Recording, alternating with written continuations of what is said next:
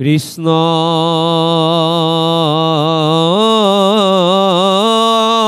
শংকৰ গুৰু হৰি ৰাম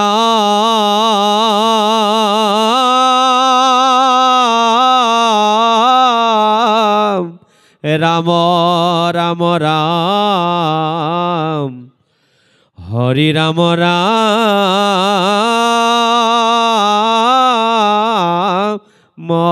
ৰাম ৰাম ও নমো ভগৱতে বাসুদেৱায়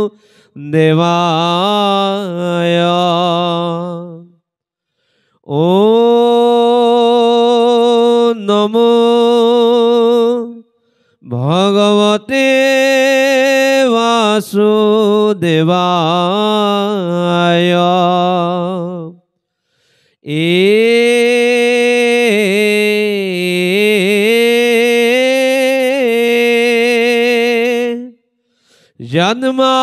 জন্মাদস্য যতো অন্নয় দিতরত স্বার্থে সভিজ্ঞসরাত তেনে ব্রহ্ম হিদাজ আদি কবয়ে মুজ্জনতি যৎসুরয় তেজুবারি মিদং যথা বিনিময় যত্র তিসর্গু অমৃষা ধামনা সেন সদা নিরস্ত কুহকং সত্যং পরং ধীমহি ধর্ম পূজিতব কৈতব যত্তঃ পরম নির্মৎসরণাং সতাং বেদং বাস্তবমত্র বস্তু শিবদাং ত্রাপত্র উন্মূলনম শ্রীমদ্ ভাগবতে মহামুনিকৃতে কিংবা পরৈরীশ্বরঃ সৈদ্যুহিদ্য বরৈধ্যতে যত্র কৃতিভি শুশ্রূষুভিস্তৎসনাৎ নিগম কল্পতরু গলিতং ফলং সুখমুখাদ্রমিতং দ্রব সংযুতম পিবত ভাগবত রসমালয় মহুরহু রসিকা ভূমি ভাবুকাহ পিবত ভাগবত রসমালয় মহুরহু রসিকা ভূমি ভাবুকাহ জয় জয় কৃষ্ণ কৃপা ময়মহে সর যাৰ আজ্ঞাশিৰে ব্ৰহে ব্ৰহ্মা হৰি হৰ এৰাম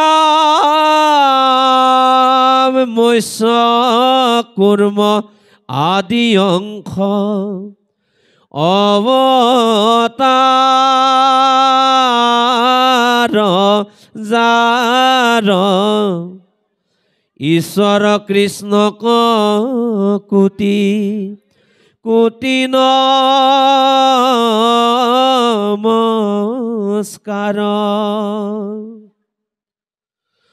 নমো নমো মধুমূৰ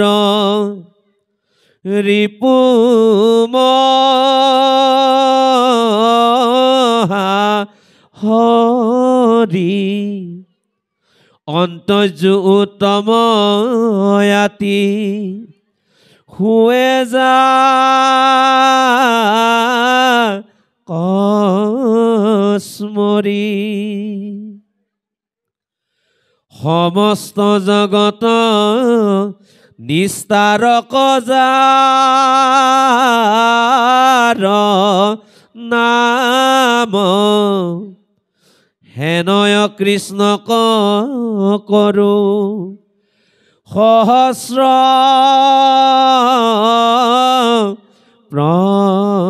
প্ৰণাম প্ৰভু ভগবন্ত ভক তৰ নৱনিধি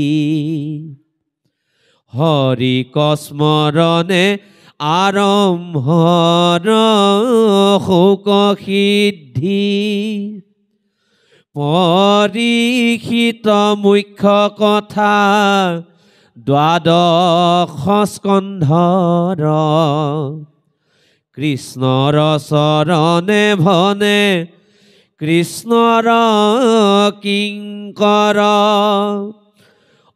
প্ৰথম স্কন্ধৰ পৰা দ্বাদশ পৰ্যন্তে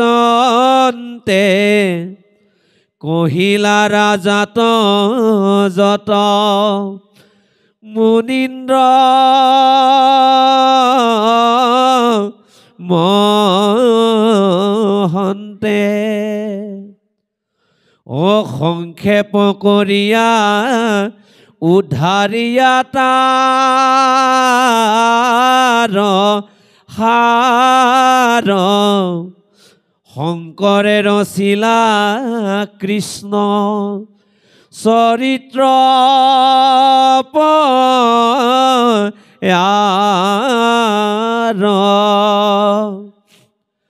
এই 28 সহস্ৰ ঋষি বেদত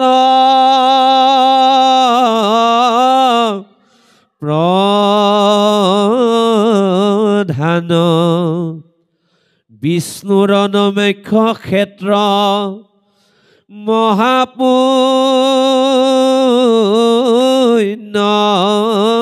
স্থান ৰাম মান্য কৰি সুতক পাতিলা সত্ৰ তথা সনক প্ৰমুখে শুনে ভাগৱত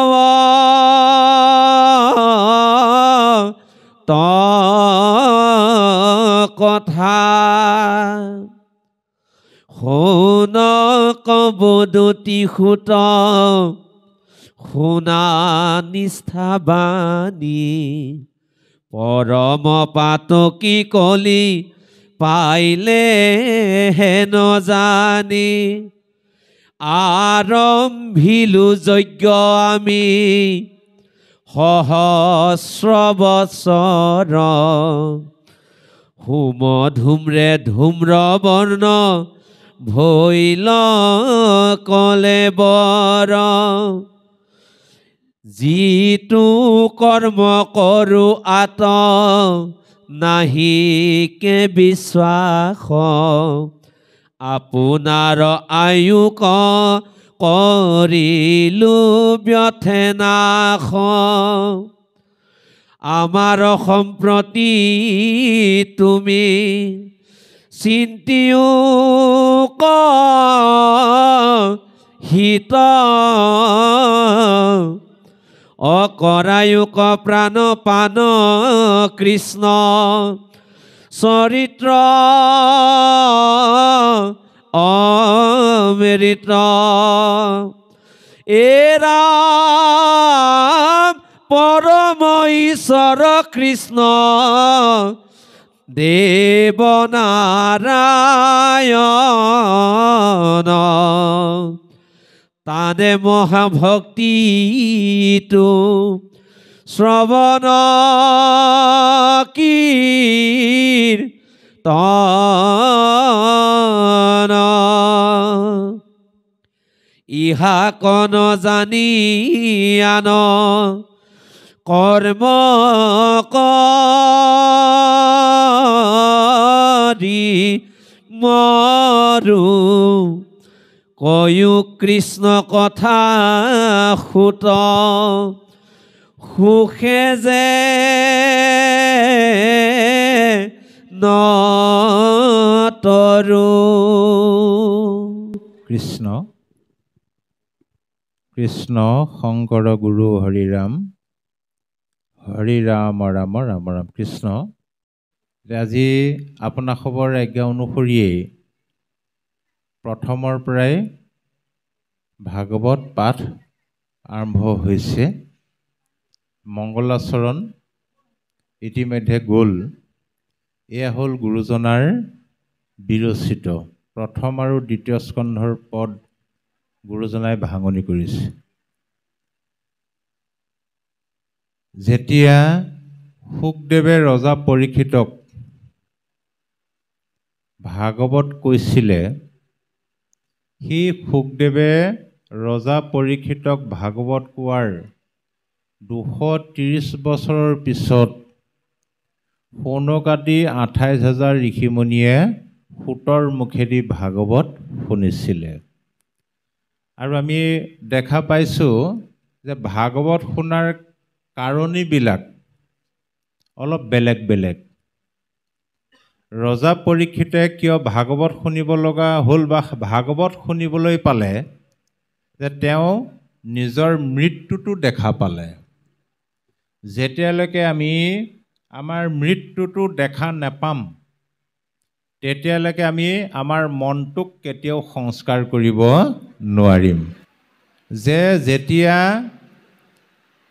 শৰ্মিক মুনিৰ পুত্ৰ শৃংগীমুনিয়ে ৰজা পৰীক্ষিতক শাপ দিলে যে 7 দিনৰ ভিতৰত তক্ষকে দংশন কৰিব, তাৰমানে সাপে খুটি মাৰিব। তেতিয়া প্ৰথম অৱস্থাত পৰীক্ষিতৰ অলপ ভয় সোমাল। দ্বিতীয়তে যিহেতু তেওঁ মহাভাগৱত তেওঁ উপলব্ধি কৰিলে যে 7 দিনৰ ভিতৰত যিহেতু মোৰ মৃত্যুৱেই হ'ব, ৰাজ্য ধন সম্পত্তিৰ মোৰ কি প্ৰয়োজন আছে। এই বুলি তেওঁৰ পুত্ৰ জন্মেঞ্জয়ক ৰাজ্যভাৰ চমজাই তেওঁ গংগা নদীৰ তীৰলৈ গুচি গ'ল। আৰু এই খবৰটো যেতিয়া পৃথিৱীত প্ৰচাৰ হৈ গ'ল, যিমানবিলাক ঋষিমুনি আছিলে ৰজা পৰীক্ষিতৰ খবৰ কৰিবলৈ আহি তেওঁলোক সমবেত হৈছে। তেতিয়া সেই ঋষিমুনিসকলক উদ্দেশ্য কৰি ৰজা পৰীক্ষিতে মাত্ৰ এটা প্ৰশ্ন কৰিছিলে। ৰজা পৰীক্ষিতৰ এটা প্ৰশ্ন আৰু উত্তৰে হ'ল 12 স্কন্ধ ভাগৱত। বিশেষত কি কৰিবে ম্ৰিয়মানলোকে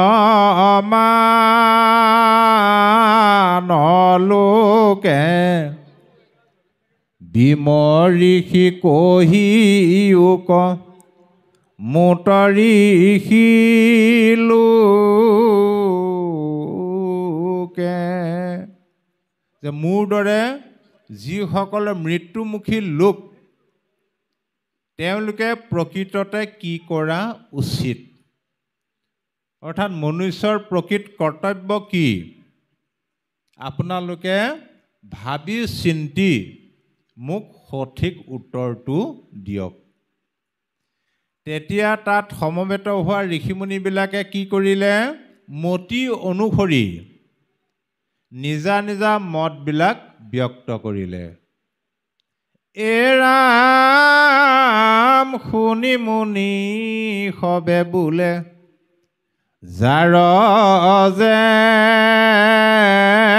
নমতি কেহু বোলে পৰম তপতে পাই গতি। কিছুমানে ক'লে তপ কৰিব লাগিব, কিছুমানে ক'লে জপ কৰিব লাগিব, কিছুমানে ক'লে যজ্ঞ কৰিব লাগিব, কিছুমানে ক'লে নহয় তীৰ্থত স্নান কৰিব লাগিব। ভিন্ন ঋষি ভিন্ন মত। তেতিয়া পৰীক্ষিতৰ মনটো বেছি চঞ্চলহে হৈ গ'ল। এতিয়া মই কি কৰিম মনতে ভাবিছে। তীৰ্থত স্নান কৰাৰ বিধান বোলে 12 বছৰ, যজ্ঞ কৰাৰ বিধান বোলে যি টুকুৰা স্থানত যজ্ঞ কৰিব, স্থান পবিত্ৰ কৰিবলৈকে 12 বছৰ হাল বাব লাগিব। মোৰ আছেহে 7টা দিন, তাৰে 2টা দিন গ'লেই ভাবি গুণি থাকোঁতে। ইতিমধ্যে কি হ'ল, এই ভাগৱত পদ্মকল্পত প্ৰথম নাৰায়ণে ব্ৰহ্মাক কৈছিলে। ব্ৰহ্মাদেৱে কি কৰিলে? নাৰদক দিলে। নাৰদে আহি ব্যাসদেৱক দিলে। সেই কথাখিনি ওলাবগৈ ইয়াৰ পিছতে। ব্যাসদেৱে তেওঁৰ পুত্ৰ শুকক ভাগৱত পঢ়ুৱাই দায়িত্ব দিলে, পৃথিৱীত তুমি প্ৰচাৰ কৰিব লাগিব, ভৱিষ্যতে ঋষিমুনিসকলক ভাগৱত ক'ব লাগিব। ব্যাসদেৱে ভাগৱতৰ লিখিত ৰূপ দিলে। শুকদেৱে ভাগৱত পাই মনত আনন্দিত হৈ মনে মনে ভাবি আছিলে, মই এতিয়া পৃথিৱীত অকলে অকলে কেনেকৈ প্ৰচাৰ কৰিম। হয়ো হয়, আমাক এতিয়া সু নাৰায়ণপুৰৰ পৰা এই গোগামুখলৈ আহিবলৈকে লগ এটা লাগে, নহয় বাৰু? গোটেই পৃথিৱীখন অকলে অকলে ঘূৰি ফুৰাটো অসম্ভৱ। তেনেকুৱাতে দেখিলে ভাল সুবিধা এটা, কি বোলে ৰজা পৰীক্ষিত সাপাগ্ৰস্ত হৈছে, গোটেই পৃথিৱীৰ ঋষিমুনিবিলাক সমবেত হৈছে, জুলুঙাত ভাগৱত লৈ উপস্থিত আনন্দ মনেৰে। ৰজা পৰীক্ষিতে শুকদেৱকে দেখা পাই বিশিষ্ট আসনখন আগবঢ়াই তেওঁকে সেৱা সৎকাৰ কৰি এই প্ৰশ্নটো কৰিছিলে। তাক শুকদেৱে ক'লে, হে ৰাজন, এতিয়া কলিযুগ, কলিযুগত ভাগৱত ধৰ্মৰ বাদে তোমাক আন ধৰ্ম কৰ্মই গতি দিব নোৱাৰে। তাকে মাধৱদেৱে নামঘোষাত উল্লেখ কৰিছে, অ শুক নিগদতি পৰীক্ষিত, ও যদি আমি নিৰ্গুণত স্থিত, তথাপি উত্তম শ্লোকৰ মহিমা গুণে, কৰিলে কমূৰ বৈশ্চিত্ত, ভাগৱত গ্ৰন্থ বিপৰীত, পৰময় আনন্দে পঢ়িলো মইয়া পোনে। হে পৰীক্ষিত, মই নিৰ্গুণ নিৰাকাৰ ব্ৰহ্মক চিন্তা কৰি তাতেই মই মনটো লগাই থৈছিলোঁ। নিৰ্গুণ নিৰাকাৰ ব্ৰহ্মত মই স্থিত হৈ আছিলোঁ। কিন্তু উত্তম শ্লোক ভাগৱতৰ গুণে মোৰ চিত্তটো বশ্য কৰি পেলালে। মই এই ভাগৱত আনন্দ মনেৰে পঢ়িলোঁ। তোমাক মই ভাগৱত কম, কিন্তু মনত ৰাখিবা এই ভাগৱত গ্ৰন্থ বিপৰীত। এই ভাগৱত গ্ৰন্থ আন গ্ৰন্থৰ লগত নিমিলে। আন গ্ৰন্থত আন ধৰ্ম কৰ্মৰ ব্যৱস্থা আছে। আন গ্ৰন্থত বা আন ধৰ্ম কৰ্মত কি কৰে? ঈশ্বৰক বিচাৰে, প্ৰভু দিয়া, কি লাগে বোলে ধনং দেহি, ধন দিয়া, ভাৰ্যাং দেহি, ভাৰ্যা দিয়া, সুখং দেহি, সুখ দিয়া, প্ৰভু মোক দিয়ে, বিদ্যাং দেহি, দিয়ে থাকা, দিয়ে থাকা। কিন্তু ভাগৱতে কি ক'লে? হে প্ৰভু, মোক একো নালাগে। এইটোৱে পাৰ্থক্য, সেইকাৰণে বিপৰীত।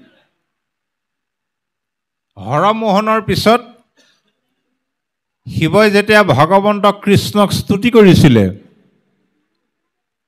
যিটো নিষ্কাম ভক্তি শিৱৰ স্তুতিত ফটফটীয়াকৈ ওলাই পৰিছে।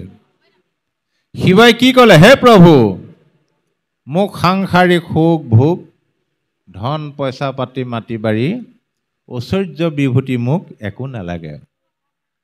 অনমাগো সুখ ভোগ নলাগে মুকুতি, ঐ তোমাৰ চৰণে মাত্ৰ থাকো কভকতি। সজ্জনৰ সংগ নুগো চুক সৰ্বক্ষণে, ঐ এতেহে ক প্ৰসাদ মাগো তোমাৰ চৰণে। মোক মাত্ৰ তোমাৰ চৰণত ভক্তি দিয়া, মোক মাত্ৰ ভকতৰ সংগ দিয়া। কৃপাৰ সাগৰ দৈৱকী নন্দন, পুৰিও মনৰ কাম, ভকতৰ সংগ সদা নুগুচুক, মুখে তোৱা গুণ নাম। এইটো হ'ল নিষ্কাম, ইয়াৰ বিপৰীতটো হ'ল সকাম। এই ভাগৱতে আমাক নিষ্কাম ভক্তি, অৰ্থাৎ গুৰুজনে আমাক যি একশৰণ হৰিনাম ধৰ্ম দি থৈ গৈছে, পন্থটো হ'ল নিষ্কাম বা নিৰ্গুণ, আৰু উপাস্য দেৱ হ'ল সাকাৰ। পাৰ্থক্য এইটোৱেই। কিন্তু জ্ঞান মাৰ্গ কৰ্ম মাৰ্গ হ'ল, পন্থটো হ'ল সকাম, সগুণ, ঈশ্বৰ হ'ল নিৰাকাৰ ব্ৰহ্ম। পাৰ্থক্য এইটোৱেই। বাৰু যে কি নহওক, এতিয়া এই ভাগৱত আমি কিয় শুনিব লাগে?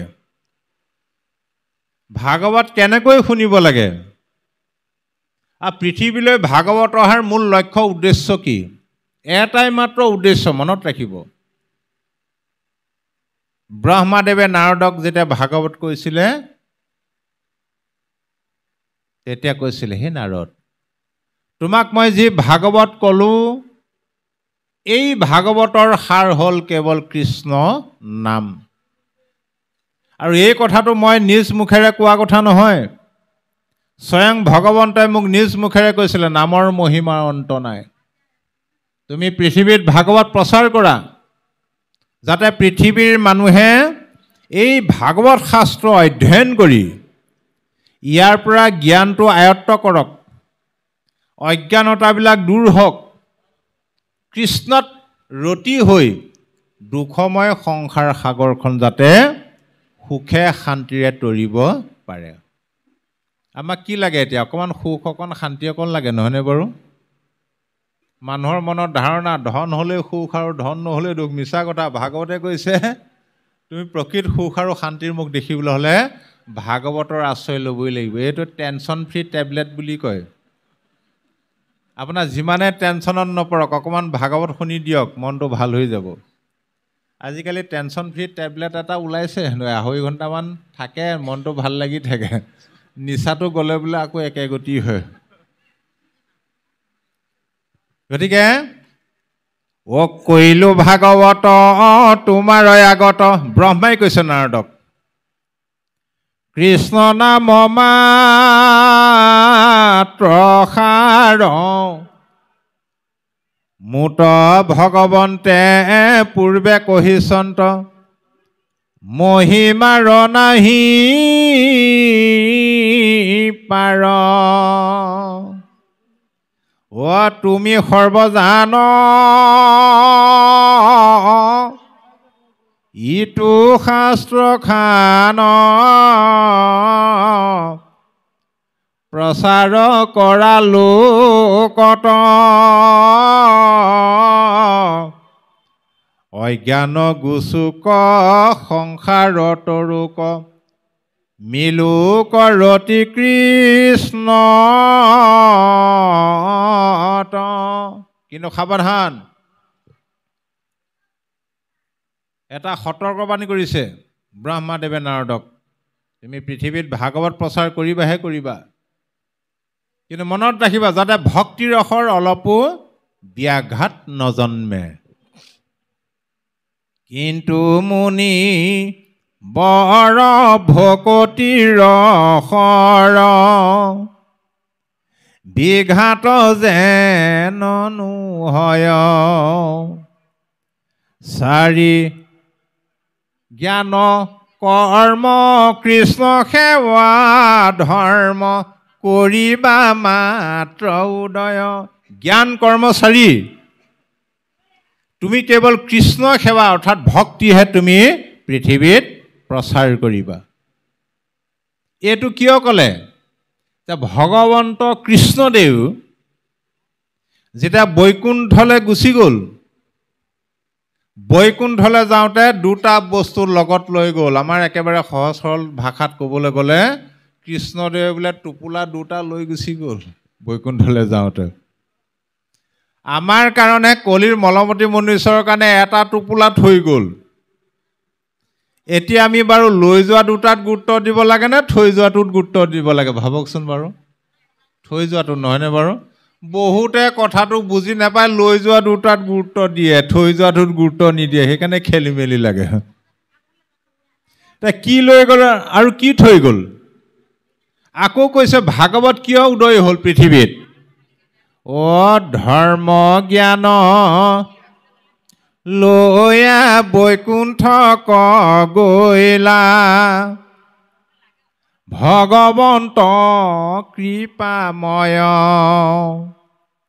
অজ্ঞান আন্ধাৰ বিনাশ কৰিতে ই শাস্ত্ৰ ভৈলা উদয়।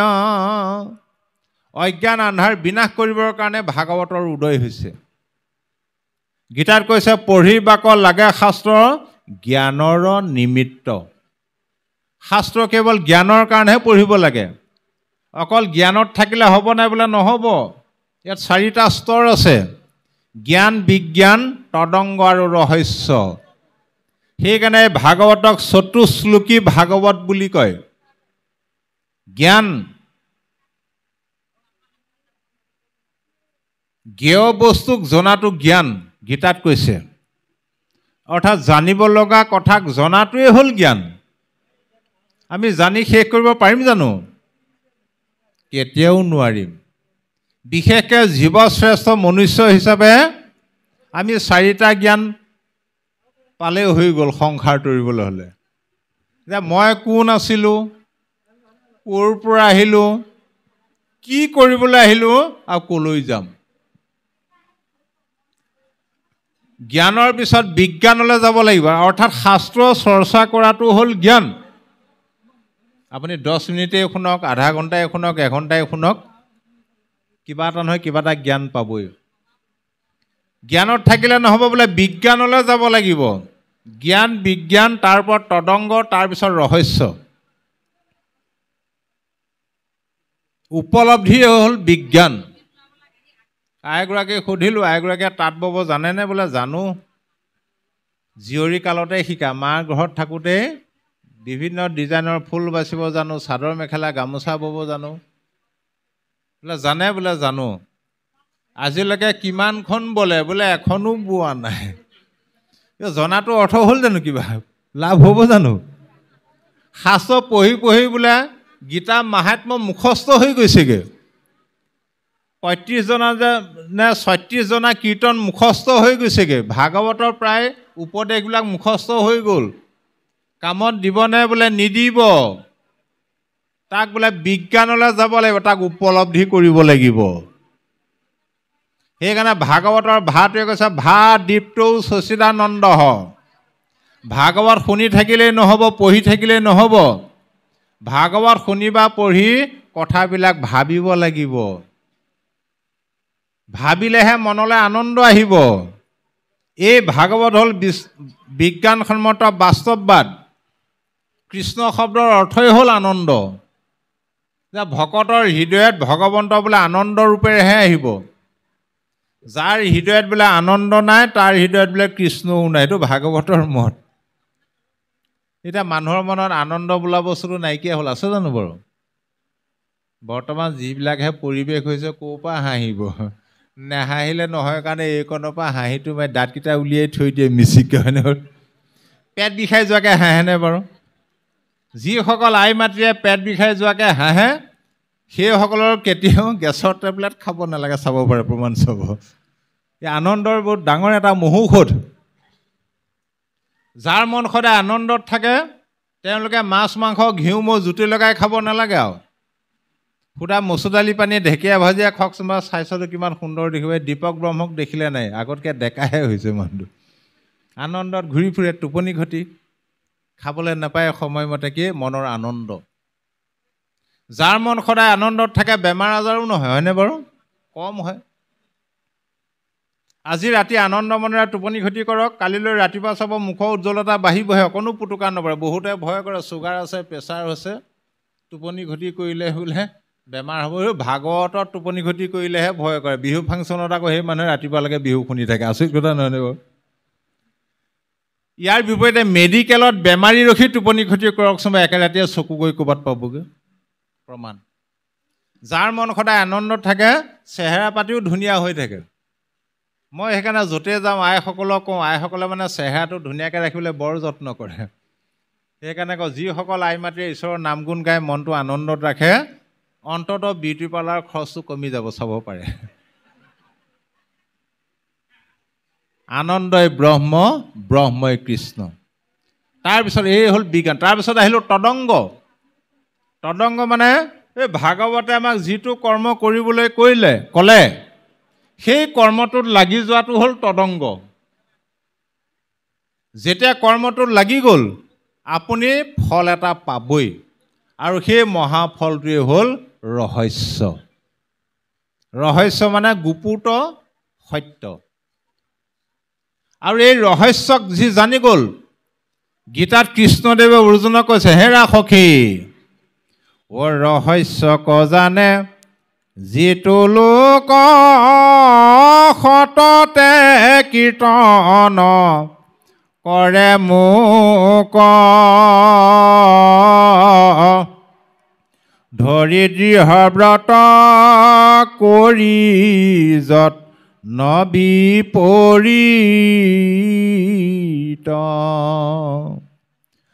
মোৰ সৰ্বোত্তম দুই পাৱে কৰে নমস্কাৰ ভক্তি ভাৱে তাৰ মোৰ এৰা এৰি নাহি কদাচিত। যিজন লোকে মোৰ ৰহস্যটোক জানি গ'ল তেওঁ সততে মোৰ নাম লৈয়ে থাকে, খাওঁতে বওঁতে উঠোঁতে বহোঁতে শয়নে সপোনে। মোৰ সৰ্বোত্তম দুই চৰণত ভক্তিভাৱে নমস্কাৰ কৰে, আৰু সেইজনৰ লগত মোৰ কোনোদিন এৰা এৰি নাই। কেনেকৈ নমস্কাৰ কৰে? ধৰি দৃঢ় ব্ৰত কৰি যত্ন বিপৰীত। আমি যেনেদৰে পৰিয়াল চলাবৰ কাৰণে, ধনৰ কাৰণে, ল'ৰা ছোৱালীক পঢ়ুৱাবৰ কাৰণে কিমান যত্ন কৰোঁ, সেই অনুৰূপে যদি আমি ঈশ্বৰৰ ভক্তিৰ কাৰণেও যত্ন কৰিলোহেঁতেন, বুজি পাইছেনে? যদি আমি ঈশ্বৰৰ ভক্তিৰ কাৰণে যত্ন কৰোঁ, সেইজনৰ লগত ঈশ্বৰৰ কোনোদিন এৰা এৰি নাই। আৰু আমি ইমান ভাগ্যৱান যে দ্বাপৰ যুগত স্বয়ং ভগৱন্ত কৃষ্ণদেৱ স্বচক্ষুৰে দৰ্শন কৰি যিটো ফল পাইছিলে, আমি বোলে কলিৰ মলমতী মনুষ্যই যিমান নাম ল'লেও দুটা চকুৰে কেতিয়াও নেদেখে, অন্তৰ্দৃষ্টিৰেহে দেখিব ঈশ্বৰক। এই দেখাসকলতকৈ বোলে আমি আজি বেছিহে ফল পাইছোঁ। বোলে কেনেদৰে? অ পৃথিৱী এৰিলা কৃষ্ণে ধৰ্ম জ্ঞান লৈ গৈলা বৈকুণ্ঠক ঐত গুণ নাম থৈ। তেওঁ ধৰ্ম জ্ঞান দুটা লৈ গুচি গ'ল, কৰ্ম মাৰ্গ আৰু জ্ঞান মাৰ্গ। আমাৰ কাৰণে কি থৈ গ'ল? তেওঁৰ গুণৰ নাম। আৰু তেওঁ সৰ্বশক্তি তেওঁৰ নামত প্ৰয়োগ কৰি থৈ গৈছে। সেইকাৰণে পাৱে যেন ফল পূৰ্বে কৃষ্ণ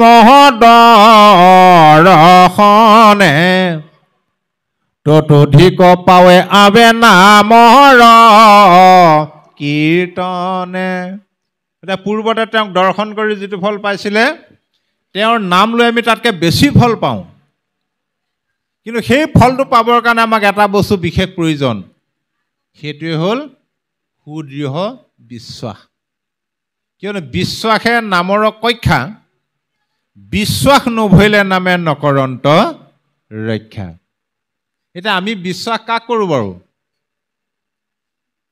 আইসকলে আগতে বৰশী টোপাই পাইছে নাই? চাব দেই, একদম ভাঙি ছিঙি কৈছোঁ, বৰশী টোপাই পাইছেনে আপোনালোকে? আজিকালি নোটোপাই বাৰু, শৰণ ভজন ল'লে নহয়। এই খালী বৰশীটো দি দিলে মাছে গিলে নিগিলে? নিগিলে। বৰশীটো ঢাকি দিব লাগিব টোপটোৱে, হয়নে বাৰু? এতিয়া আমাৰ কথা হ'ল আমি টোপটোক বিশ্বাস কৰিছোঁ, বৰশীটো নাই দেখাৰ কাৰণে বিশ্বাস কৰা নাই। এই ভাগৱতে আমাক বৰশীটো দেখুৱাই দিছে। অ প্ৰথমে মধুৰ লাগে দুখ লাগে পাছে নজানি বৰশী যেন গিলি মৰে মাছে। এতিয়া টোপবিলাক কি গম পালেনে? পুত্ৰ ভাইজা ধন জন মাটিৰ বাৰী, এই মহাত্মা গান্ধী মাৰ্কাটো যে এইটো হ'ল আচল টোপটো, তাৰ পাছে পাছে দৌৰি আছে। কিন্তু বৰশীটো লাগি আহি আছোঁ আমি গম পোৱা নাই একেবাৰে শেহত আৰু কি কৰিলোঁ গোৱাতকৈ ভাগৱতে কৈছে ডেকা কালতে গোৱা তেতিয়াহে ফলটো পাবা দাঁত সৰাৰ পিছত মাংস এৰি এৰাটো নকয় সেইটো খাব নোৱাৰি দাঁত থাকোঁতে এৰাটোহে এৰা হয় নে গতিকে সুদৃঢ় বিশ্বাস লাগিব কিন্তু নামক বিশ্বাস কৰিবলৈ হ'লে আমি আকৌ অন্ধবিশ্বাসবিলাক এৰিব লাগিব আমাৰ সমাজত এতিয়াও কুসংস্কাৰ অন্ধবিশ্বাস এতিয়াও চলি আছে আজি অলপ দিনলৈকে ডাইনী সন্দেহত মানুহ মাৰিয়ে আছিলে হয়নে বাৰু গড় হত্যা কৰিয়ে আছিলে খৰ্গটো মানে কিবা এটা লোকবিশ্বাস সেইটো বাহিৰত যায় 1 কোটি টকা পায় বোলে এটাত যেতিয়া আমাৰ চৰকাৰে প্ৰমাণ কৰিলে এইটোতো একোৱেই নাই তেতিয়াবা গড় বোলে অন্ততঃ বাচিবলৈ লৈছে অন্ধবিশ্বাস আইসকলৰ মাজত এনেকুৱা কিছুমান অন্ধবিশ্বাস আছে আজিলৈকে আমি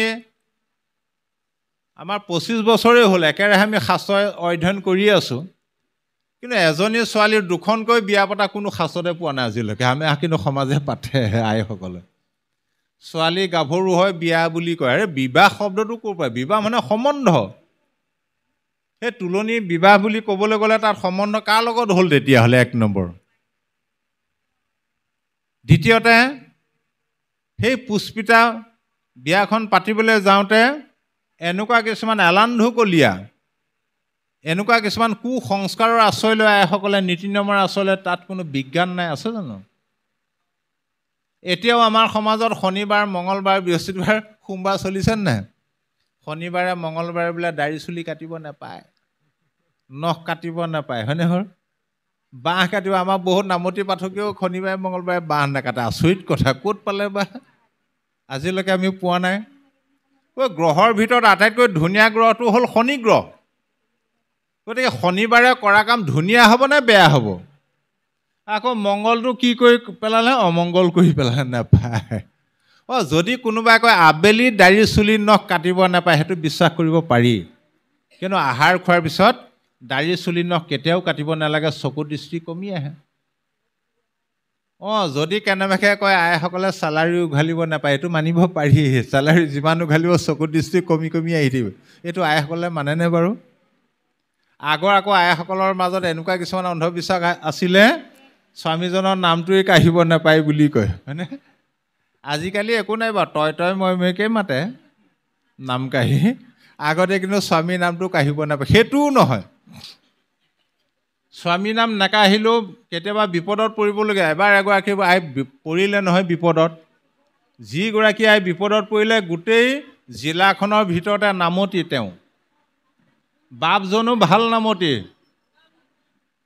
বাপজনৰ নামটো আছিলে গোবিন্দ নহ'লে নামেই নচলে তেওঁৰ পৰা তাৰিখ ল'ব লাগিব এবাৰ ৰাজহুৱা এনেকুৱা বহল অনুষ্ঠানত তেওঁৰ নামৰ দায়িত্ব পৰি নিমন্ত্ৰণ হ'ল তেওঁ কাহ চৰ্দি হৈ মাতো বহি আছিলে আইগৰাকী ক'লে তোমাৰ আমুক বাৰে ক'ৰবাত নিমন্ত্ৰণ আছে নেকি বোলে নাই মোৰ লগতে ওলাবাহি আমুক গাঁৱত মানে ৰাজহুৱা নাম আছে মোৰ মাতটো বহি আছে মই কেনেকৈনো কি কৰিম তুমি আইসকলৰ মাজত বহি নামটো টানি দিবা বোলে হ'ব আইগৰাকীৰ নামত উস্তাদ আছিলে তাৰপিছত আৰু চাইকেলৰ ক্ৰিয়াতে জাপ মাৰি বহিল পালেহি গোবিন্দৰ নামৰ আসনত বহিল আইগৰাকীক আইসকলৰ মাজত বহুৱাই ল'লে ইংগিতটো দিলে আৰু ধৰিবা দেই বোলে হ'ব ধৰিম বাৰু গোবিন্দই মনে মনে ভাবিলে প্ৰথমতে চতুৰ্বিংশতি অৱতাৰ এভাগ দি লওঁ ছুটি হয় এইফালে লৰালৰি হৈছে জয় হৰি গোবিন্দটো দিলে লগাই আইগৰাকী মুখেৰে নেমাতিলে মনে মনে ভাবিছে এইভাগেহে গাবলৈ পালে নেমাতিলে আৰু নাম এদায় হৈ গ'ল এইফালে কাষৰ আইগৰাকীয়ে সুধিলে হেৰি আপোনাৰ গা ভাল নহয় নেকি বোলে ভালেই এই বাপজনৰ মাতটো বহি আছে আপুনি দেখোন মুখেৰে মতা নাই বোলে এনেই মতা নাই গোবিন্দই আকৌ মনে মনে খং ঘৰত এইজনীক মই ইমান শিকাই বুজাই আহিলোঁ এই মুখেৰে নেমাতিলে এইবাৰনো চাগে ক'ত মাতিব এই বুলি চমু চাই কীৰ্তন এভাগ দিওঁ বুলি গোপাল গোবিন্দ যদু নন্দন কৃষ্ণৰ চৰণে লৈলো শৰণ যেতিয়া এভাগ দি দিলে সেইগৰাকী আৰু খং এইবাৰো এইভাগে দিবলৈ পালে মুখে নমতা হ'ল 4 শাৰীমান গ'ল আৰু কাষৰগৰাকী যেতিয়া কিলাকুটি মাৰিবলৈ ধৰিলে বাধ্যত পৰি পিছত গালেগে আৰু 4 খাই পিছতহে ধৰিছেগে ও গোপাল নিজৰ জন যদু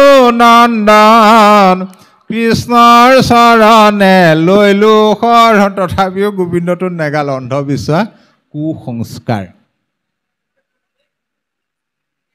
গতিকে অন্ধবিশ্বাস কুসংস্কাৰ এৰি একচিত্তে যেতিয়া আমি ঈশ্বৰক নাম ল'ম সেই নামে আমাক উদ্ধাৰ কৰিবই গতিকে ভাগৱতে আমাক চিনাকি কৰি দিছে ভাগৱতে আমাক আত্মপৰিচয় কৰাই দিছে আপুনি এটা কথা ভাবক বেছি দূৰলৈ যাবই নালাগে মই এতিয়া এটা কথা কৈ যাম আপোনালোকে সেইটো ভাবি থাকিব উত্তৰটো পাবগৈ সেইটো কিন্তু মই ব্যাখ্যা নকৰোঁ আমাৰ দীপক ব্ৰহ্মই পাৰিলে সময় পালে ক'ব আৰু ভাগৱত আৰম্ভ হৈছে এডাল মৰা সাপৰ পৰা শেষ হৈছে আকৌ এটা জীয়া সাপ নহয়নে বাৰু আচৰিত কথা নহয়নে সেইটোকে ভাবকচোন বাৰু ইয়াৰো এটা ডাঙৰ তত্ত্ব আছে আকৌ ভাগৱতে আমাক ভাবিবলৈ কৈছে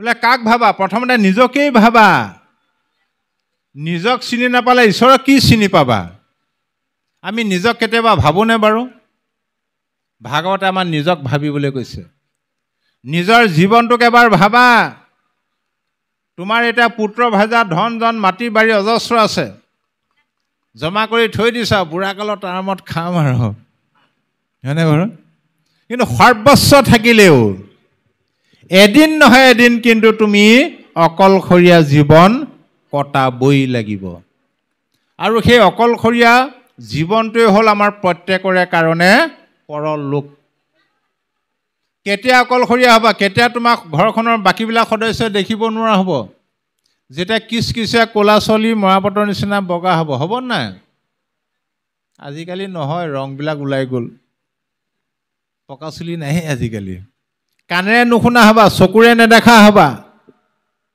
এতিয়া আইসকলে এই ছাল কিচটা মিহিকৈ ৰাখিবলৈ কিমান দামী দামী ক্ৰীম ব্যৱহাৰ কৰে বাপসকলে নকৰে বাৰু এদিন সুতুৰা সুতুৰি হ'ব বিচনাতে মলমূত্ৰ যাব ভিতৰতে থু খেকা পেলাবলগীয়া হ'ব তেতিয়া তুমি প্ৰমাণ পাই যাবা বাকীবিলাক সদস্যই তোমাক আগৰ দৰে আদৰ নকৰা হ'ব পিতেকে ক'ব আৰু দেউতাৰ দুখ দেখি বৰ দুখ পাইছোঁ ইমানতে ঈশ্বৰে লৈ গ'লে ভাল তথাপিও নকয় এনেকৈ থাকক সেৱা শুশ্ৰূষা ধৰিম বুলি কয় জানো আগতে যেতিয়া আপুনি ডেকা হৈ আছিলে আইগৰাকীয়ে যিটোকে বিচাৰে সেইটোকে যেতিয়া যোগান ধৰি আছিলে আইগৰাকীয়ে তেতিয়া আপোনাক ৰামচন্দ্ৰৰ দৰে ব্যৱহাৰ কৰিছিলে আপুনি আপুনি বুলি যেতিয়া কৰ্ম কৰিব নোৱাৰা হ'ব উপাৰ্জন কৰিব নোৱাৰা হ'ব ভিতৰতে থুক হেকাই পেলাই থাকিব তেতিয়া আইগৰাকীয়ে কি বুলি ক'ব এই বুঢ়াডাল এডাল নমৰা হ'ল নেমেলা হ'ল ভাল বিপদে পালে ক'ব নাই আজিকালি বুঢ়া কাললৈ নাথাকেই ডেকা কালতে দেখিছোঁ ল'ৰাটোৱে যেতিয়া প্ৰথম ছোৱালী চাবলৈ যাব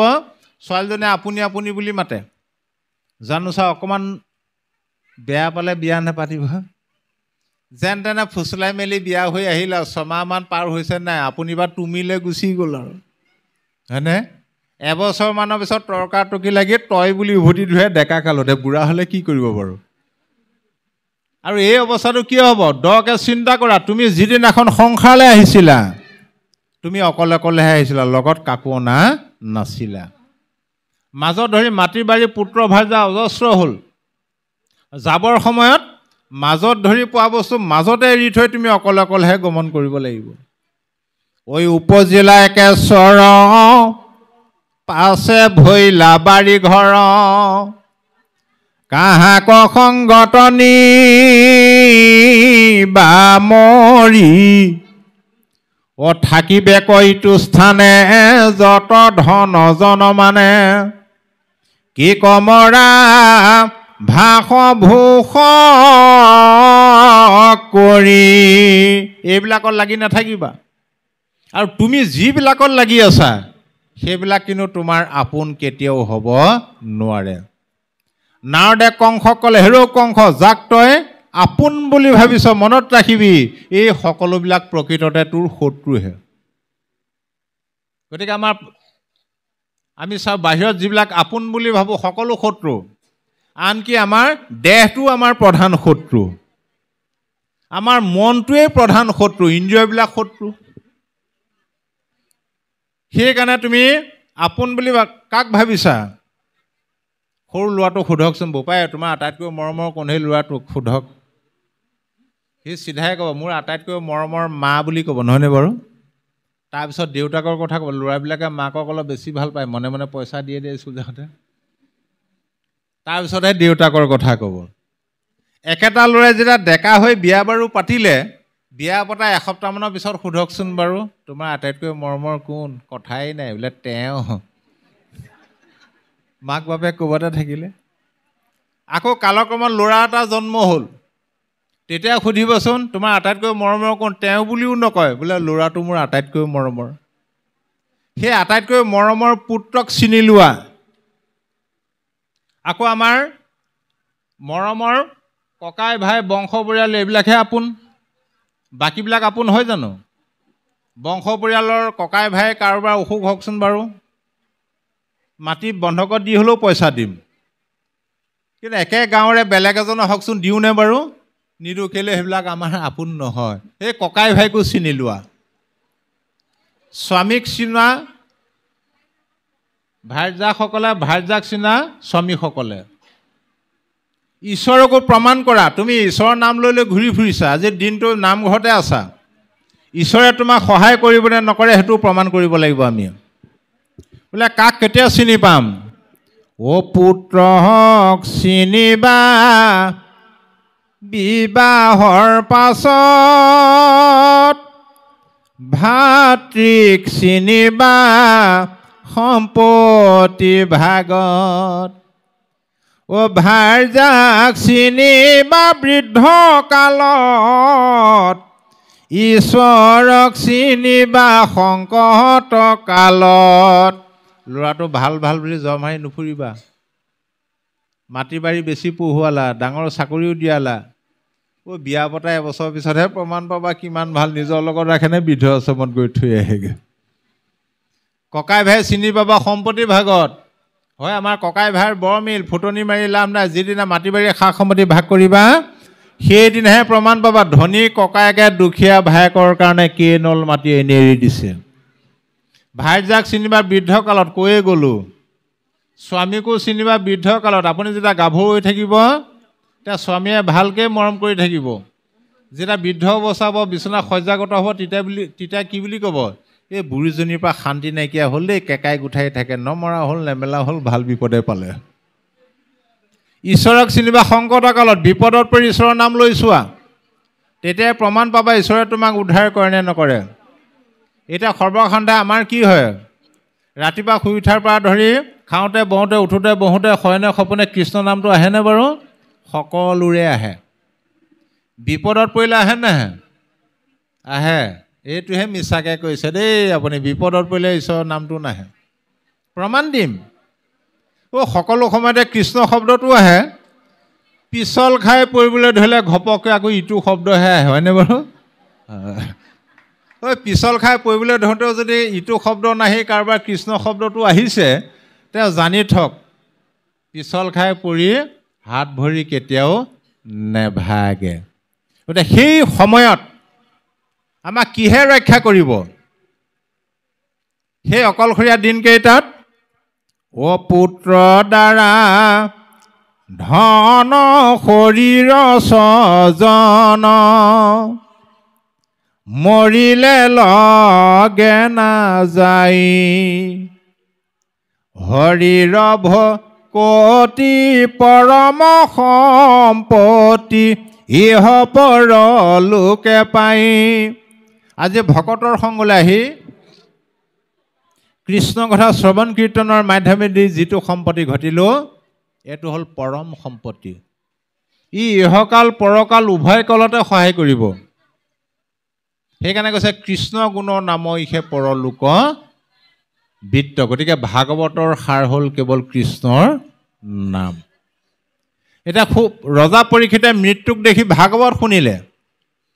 তাৰ 230 বছৰৰ পিছত সৌনকাদি ঋষিসকলে কিয় ভাগৱত শুনিবলৈ ইচ্ছা কৰিলে? তেওঁলোকে মানে তপ জপ যাগ যজ্ঞ পূজা পাতল হোম ব্ৰত তীৰ্থস্থান, সেই আগতে যে কৈছিলোঁ 2টা টোপোলাৰ লগত লৈ গ'ল বুলি, সেইখিনি ধৰ্ম কৰ্ম কৰি আছিলে। যম নিয়ম আসন প্ৰাণায়াম ধ্যান ধাৰণা প্ৰত্যাহাৰ সমাধি ধৰিছিলে জ্ঞান মাৰ্গ কৰ্ম মাৰ্গ তেওঁলোকে শৌনকাদি মহা ঋষিমুনিসকলে নিজে হাতে কামে কৰি আমাক প্ৰমাণ কৰি থৈ গ'ল চোৱা যে আমি স্থান পবিত্ৰ কৰি শুদ্ধ দ্ৰব্য দি শুদ্ধ মন্ত্ৰ উচ্চাৰণ কৰি সেই যজ্ঞ কৰ্মবিলাক কৰিছিলোঁ যদিও তাত বহুত বিঘিনি আছে প্ৰমাণ পাই গ'লোঁ সেইকাৰণে সুতক আমন্ত্ৰণ কৰি আনি কি বুলি ক'লে শৌনক বদতে শুনা সুত মহামানী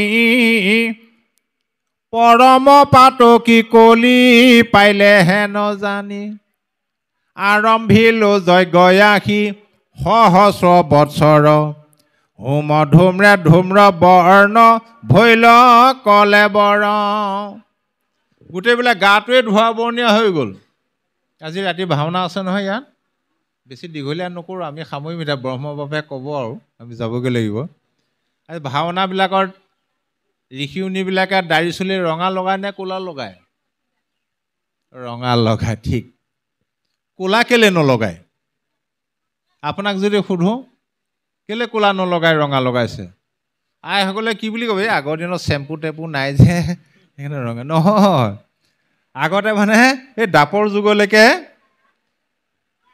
এই ঋষিমুনিবিলাকে ইমানেই যজ্ঞ কৰিব লাগে 5টা দিনৰ পৰা উদ্ধাৰ পাবৰ কাৰণে নিতৌ 5টা যজ্ঞ মাহেকে পষেকে আছেই যজ্ঞত মানে কৰোঁতে যজ্ঞৰ ধোঁৱা লাগোতে দাড়ি চুলিবিলাক ৰঙা হৈ গুচি যায় তথাপি আমি শান্তি নাপালোঁ বুলি কৈছে কৃষ্ণতে অৰ্পিয়াই আমি কৰোঁ কৰ্মযত তাতো নানা বিঘ্নি আছে জানিলোঁ মনত যদিও সেই আমি কৰ্মবিলাক এক ভগৱন্ত কৃষ্ণৰ চৰণতে অৰ্পণ কৰিছিলোঁ তাত বহুত বিঘিনি আছে আমি প্ৰমাণ পাই গ'লোঁ যিটো কৰ্ম কৰোৱাত নাহিকে বিশ্বাস আপোনাৰ আয়ুক কৰিলোঁ ব্যৰ্থে নাশ যিবিলাক ধৰ্ম কৰ্ম কৰিছিলোঁ সেই ধৰ্ম কৰ্মবিলাকৰ প্ৰতি আমাৰ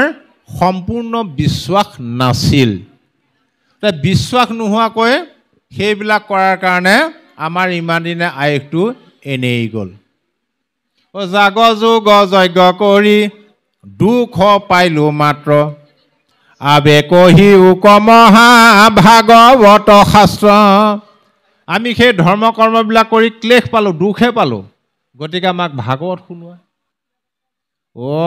কৰ্ম তই আমাৰ ভাগিল বিশ্বাস বিঘিনি আতয় শেষ হোম ধূম্ৰ ভৈলন্ত শৰীৰ পাইলোঁ মাত্ৰ মহাক্লেশ গতিকে শৌনকাদি ঋষিসকলে কিয় শুনিলে তেওঁলোকে সেই ধৰ্ম কৰ্মবিলাক কৰি একো ফল নাপালে বিপৰীতটোহে পালে দুখ পালে কষ্ট পালে সেইকাৰণে তেওঁলোকে ভাগৱত শুনিবলৈ ইচ্ছা কৰিলে